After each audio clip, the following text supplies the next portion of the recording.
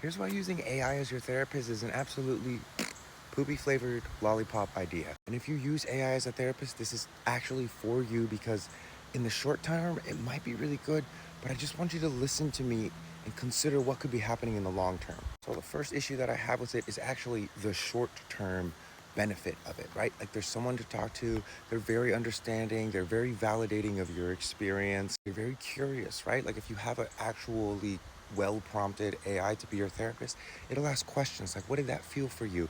How did that show up in your body?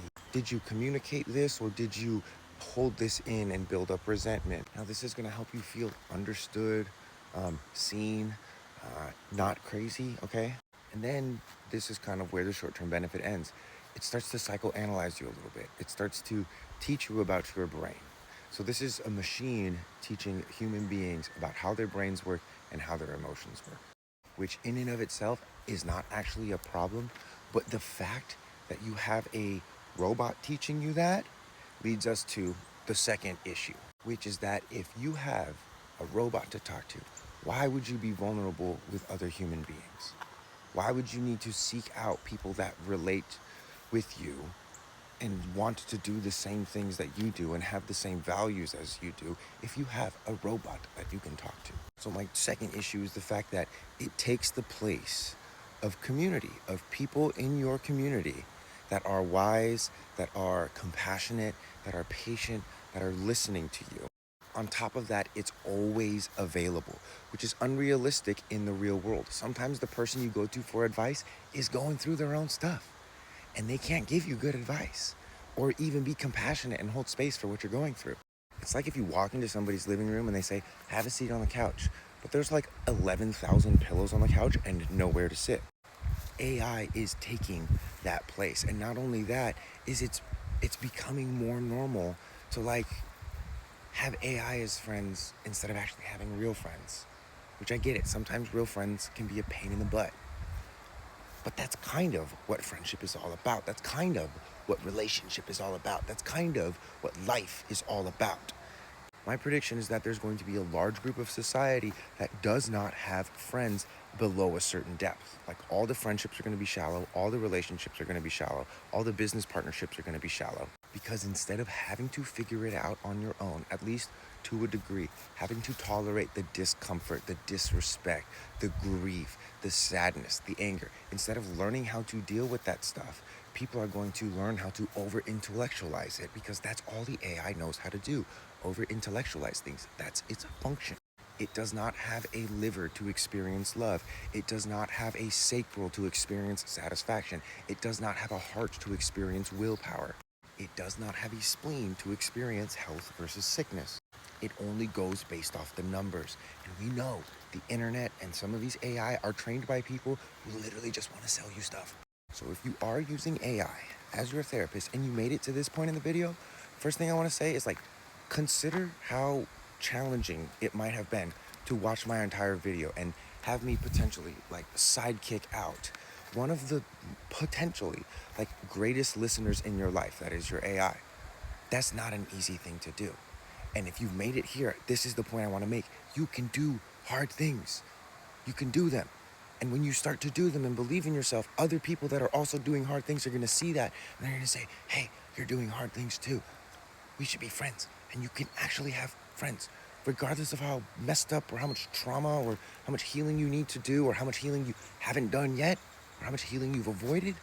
If you just start doing those hard things in your life, sitting with the grief, sitting with the anger, sitting with the sadness, just put the AI down for like a couple weeks and just give yourself permission to like be a human being without having to try and figure it all out. Now, that being said, I don't think AI is all bad, okay? I think there's some ways that AI can be leveraged to really, really make life like, you know, solar punk? If you don't know what solar punk is, go on TikTok or wherever look up solar punk society. It's like machines that are helping people harvest apples off trees. And it's this beautiful utopian world. Like, that's the one that I want to live in. And I get that it's a fine line and that the line is blurry and that the line is also like in different places for different people. And hell, I'll even go as far as saying is, hey, look, if you have no last resort, AI is actually a great person to go talk. If that you're using it and you're understanding that you're talking to it, and the thing it's giving you back is not the value, it's the ability to talk to something and express it. Pay attention to how you feel when you're talking to your therapist. Pay attention to what comes up. Pay attention to the words that you use. Read your own transcript. Read the voice to text. See what it looks like, because it's different than what it feels like when it's coming out your throat. You might see some things that you're like, wow, I don't actually feel that way. And sometimes you just need to say it. This is the thing that I'm talking about, guys. AI takes things so fucking literally. So literally. I mean, there might be a sarcasm model that is gonna, get upgraded pretty soon, but for now, AI takes stuff so literally. And it has yet to reach a depth where it's indistinguishable from human storytelling. And it's getting really close. And that's the thing. Like, I'm putting this out there, not as a warning, but an invitation to, like, hey, get to the point so that when AI becomes indistinguishable from IRL, that you can feel in your body the difference. Even when it looks real, it sounds real, all that, you can tap into your fucking soul and you can feel the difference. You can feel the either lack of soul on the other side of the screen or the actual soul. The difference between an emanation and a hologram. The difference between the heartness and warmth of a human being and the severed, cold, logical machine that sort of runs our world right now. One that cares more about profits than life.